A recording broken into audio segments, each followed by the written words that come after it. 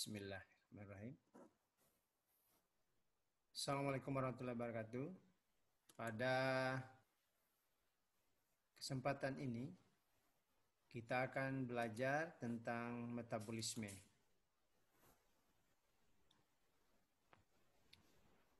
Metabolisme ini kita akan bagi dalam 3 sesi. Sesi pertama yang akan kita pelajari pada kesempatan ini adalah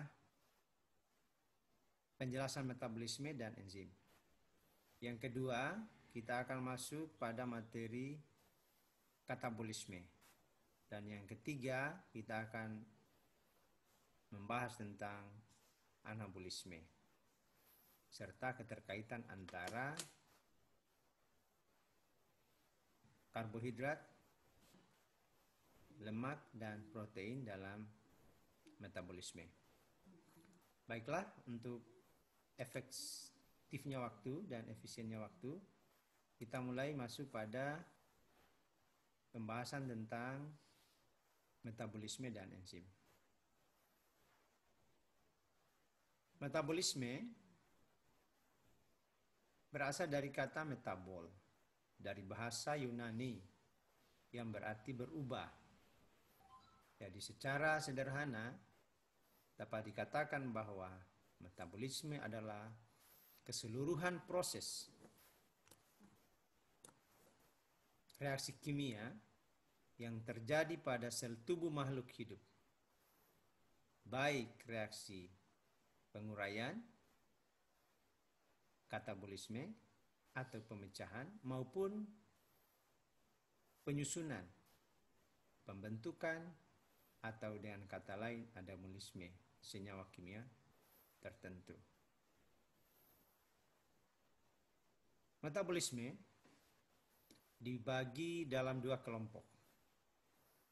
Ada yang disebut dengan anabolisme dan ada yang disebut dengan katabolisme.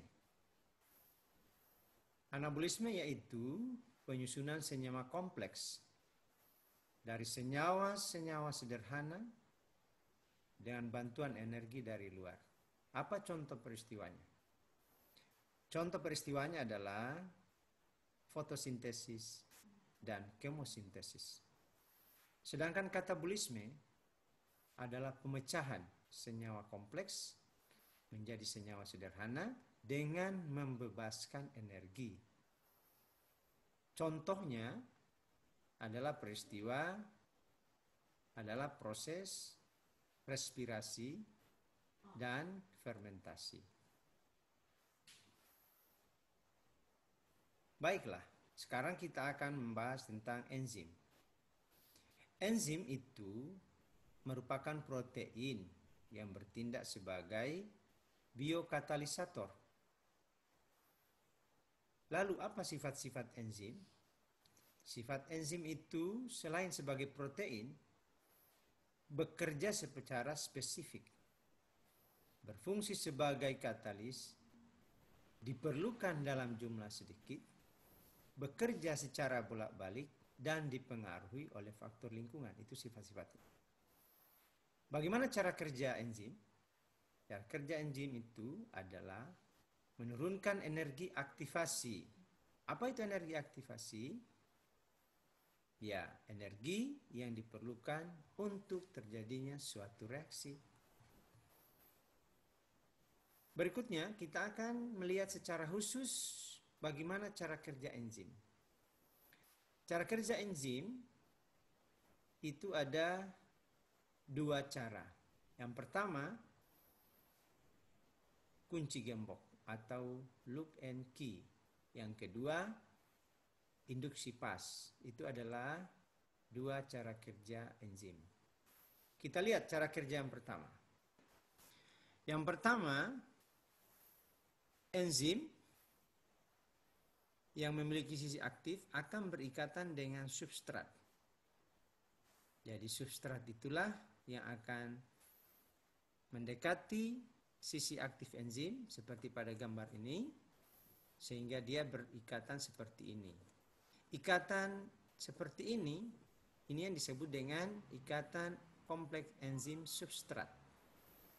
sehingga bisa menghasilkan produk seperti ini. Contoh, ibaratkan ini adalah karbohidrat, substrat adalah karbohidrat, maka enzim ini akan mengubah karbohidrat menjadi produk yang lebih kecil, yaitu dengan bantuan enzim misalnya pitialin, maka akan mengubahnya menjadi glukosa. Mengapa harus dirubah oleh enzim? Intinya cuma satu, supaya bisa diserap oleh tubuh. Bagaimana dengan induksi pas atau induksi fit?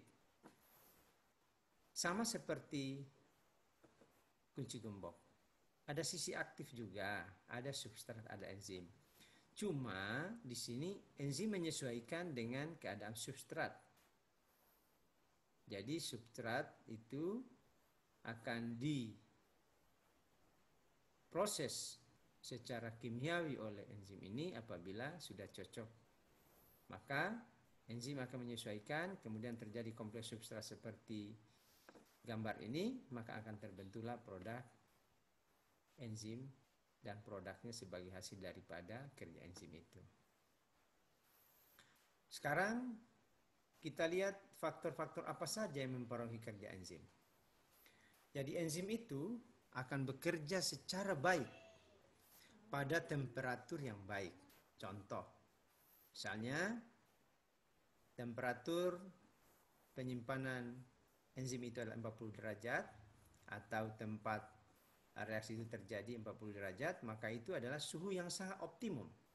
Suhu yang sangat baik untuk perkembangan, untuk terjadinya reaksi kimia. Jadi bagaimana kalau suhunya rendah? Kemungkinan besar kerja enzim tidak akan bagus. Begitu juga kalau suhunya terlalu tinggi. Mungkin saja enzim akan rusak.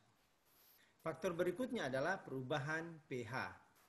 Jadi pH juga itu sangat menentukan kerja enzim. Maka pH yang terbaik adalah di mana? pH terbaik adalah pH netral. pH 7 ya. Jadi pada pH di atas itu, pada keadaan asam dan keadaan terlalu basah, itu bisa mempengaruhi kerja daripada enzim. Berikutnya, konsentrasi enzim juga sangat mempengaruhi kecepatan reaksi enzim. Semakin banyak konsentrasi enzimnya, maka semakin cepat reaksi enzim terjadi. Berikutnya kita lihat ada namanya pengaruh inhibitor enzim. Inhibitor itu ada dua, ada inhibitor kompetitif dan ada inhibitor non-kompetitif. Bagaimana bedanya? Jika inhibitor kompetitif berikatan dengan sisi aktif enzim, maka inhibitor ini menyebabkan enzim tidak berfungsi. Selama inhibitor kompetitif ini, inhibitor pengganggu ini berikatan dengan sisi aktif enzim ini, maka enzim ini tidak berfungsi kecuali dia terbuka. Yang berikutnya, bagaimana inhibitor kompetitif? Non-kompetitif. Inhibitor ini dapat berikatan tidak pada sisi aktif. Ini juga mengganggu dan mengubah bentuk enzim sehingga tidak cocok lagi dengan substrat. Nah, anehnya adalah kalau inhibitor non-kompetitif ini menempel pada sisi lain dari enzim, maka model dari enzim itu berubah sehingga tidak lagi bisa berikatan antara substrat dengan enzim. Kenapa? Karena enzim tidak cocok lagi dengan substrat yang ada. Bagaimana penamaan dan klasifikasi enzim? Enzim itu biasanya diakhiri dengan kata AC, seperti lipase, berarti enzim itu adalah mengubah lipid. Enzim maltase, kemudian enzim lipase itu merupakan contoh-contoh enzim. Jadi maltase mengubah glukosa menjadi galaktosa menjadi glukosa. Enzim lipase mengubah lemak menjadi asam lemak. Seperti itu ya. Bagaimana penggolongan enzim? Enzim itu dapat digolongkan dalam dua. Ada golongan hidrolase yaitu enzim yang dengan penambahan air atau dengan adanya air dapat mengubah satu substrat menjadi hasil akhir.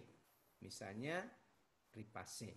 Kemudian ada golongan desmolase, yaitu enzim dapat memecahkan ikatan C dan C atau C dan N. Misalnya enzim katalase.